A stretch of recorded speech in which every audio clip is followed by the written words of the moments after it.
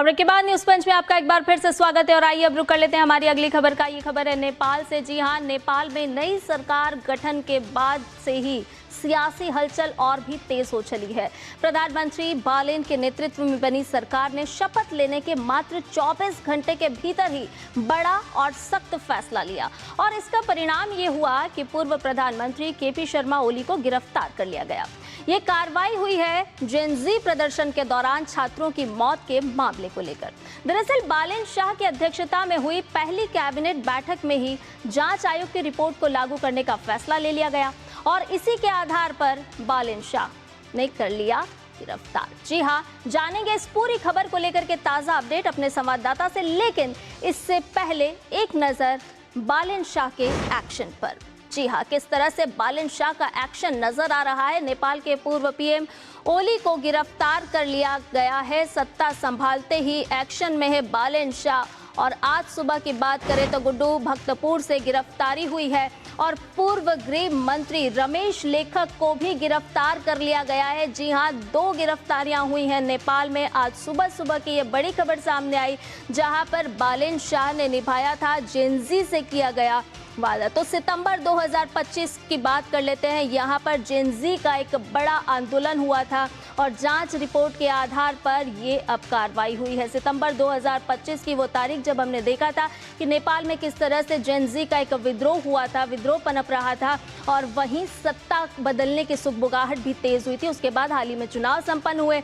अब रिपोर्ट जो आई है, रिपोर्ट लागू होते ही बालेन सरकार का ये जो एक्शन है वो साफ तौर पर नजर आया, जहां पर हिंसा और मौतों से जुड़ी हुई जांच रिपोर्ट थी। पहली कैबिनेट बैठक आयोजित हुई जिसमें जांच रिपोर्ट सामने आई और उसको लेकर के एक्शन भी लिया गया। जी अब बालेन सरकार का ये एक बड़ा एक्शन है और हिंसा और मौत से जुड़ी हुई ये तमाम रिपोर्ट के तथ्य थे, जिसके आधार पर केपी शर्मा ओली, जो कि नेपाल के पूर्व प्रधानमंत्री रहे, उन्हें गिरफ्तार कर लिया गया आज सुबह। अब ये गिरफ्तारी क्यों हुई है, इसके तमाम बिंदुओं पर भी एक नजर डाल लेते हैं। दरअसल जांच रिपोर्ट में ओली पर तमाम तरह के आरोप थे और इन आरोपों को लेकर के गिरफ्तारी हुई और ओली के साथ साथ लेखक को भी आरोपी माना गया। जेन ज़ी आंदोलन में जो लापरवाही सामने आई थी उसको लेकर के गिरफ्तारी हुई है। लापरवाही के तमाम आरोप लगे, जानकारी के बावजूद नहीं उठाए गए उचित कदम, ये भी आरोप लगा और सुरक्षा बलों की फायरिंग में कई युवा जो जेन ज़ी हैं वो मारे गए। एक नई टर्म भी जेन ज़ी सामने आई थी नेपाल में, जिस तरह से प्रदर्शन हुआ था उसके बाद, और इसमें कई युवा मारे गए थे। कम से कम 19 युवाओं की इस दौरान मौत हो गई थी और कुल 77 लोगों ने अपनी जान गंवा दी थी इस पूरे प्रदर्शन के दौरान, आंदोलन के दौरान।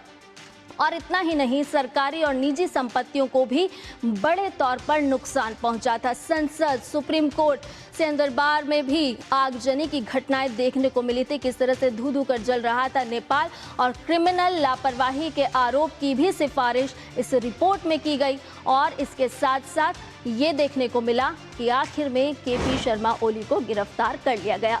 अब गिरफ्तारी पर क्या बोले हैं ओली, ये भी आपको बताते हैं। ओली ने बताया कि ये जो कार्रवाई है सीधे तौर पर बदले की कार्रवाई है। पूर्व अटॉर्नी जनरल और वकीलों से ली गई है सलाह और साथ साथ ये भी उन्होंने कहा कि राजनीतिक रूप से प्रेरित और पक्षपाती है ये पूरी कार्रवाई। जी हाँ, उन्होंने यूएमएल पर भी आरोप लगाया और उन्होंने कहा कि ये जो कार्रवाई हुई है ये पक्षपातपूर्ण रवैया अपनाते हुए की गई है। ताज़ा अपडेट ले लेते हैं, हमारे संवाददाता इस पूरी खबर पर हमारे साथ जुड़ गए हैं, उनसे जान लेते हैं। अखिलेश, ये बताइए कि नेपाल में इस समय में जिस तरह के हालात हैं, देखिए सत्ता परिवर्तन हुआ, विश्वास मत हासिल हुआ, अब जो कार्रवाई हुई है, केपी शर्मा ओली को जो गिरफ्तार किया गया है, क्या ये जो विश्वास हासिल हुआ उस विश्वास के ही प्रतिफल के रूप में इस कार्रवाई को देखा जाए? हाँ, नहीं, देखिए एक संवैधानिक कानूनी प्रक्रिया होती है। उस कानूनी प्रक्रिया के तहत जो एक आयोग बिठाया गया था इन्वेस्टिगेशन के लिए, जो सितंबर की घटना हुई थी, जेन ज़ी का जब प्रोटेस्ट हुआ था और जेन ज़ी के प्रोटेस्ट में जो मारे गए थे लोग, 76 लोग मारे गए थे, 2000 से अधिक लोग घायल हुए थे। तो उसकी जिम्मेदारी किसकी है, किसके की वजह से ये इतनी हिंसक घटनाएं हुई, तो ये सारी चीजों की जांच हुई और जांच में पाया गया कि केपी शर्मा ओली जो प्रधानमंत्री थे उस समय और रमेश लेखक जो उस समय के गृह मंत्री थे, इन दोनों को माना गया कि इन दोनों की जिम्मेदारी है कि उन्होंने ढंग से पुलिस को निर्देश नहीं दिया गया किस तरीके से इस मसले को हल करना है। क्योंकि देखिए, किसी भी लोकतांत्रिक देश में प्रदर्शन होना लाजमी है, उस प्रदर्शन के साथ आप किस तरीके से निपटते हैं यह महत्वपूर्ण होती है। और लोकतांत्रिक तरीके से चुनी हुई सरकार की जिम्मेदारी होती है कि जो लोकतांत्रिक प्रदर्शन होते हैं उसको लोकतांत्रिक तरीके से उसको हल जी। किया जाए।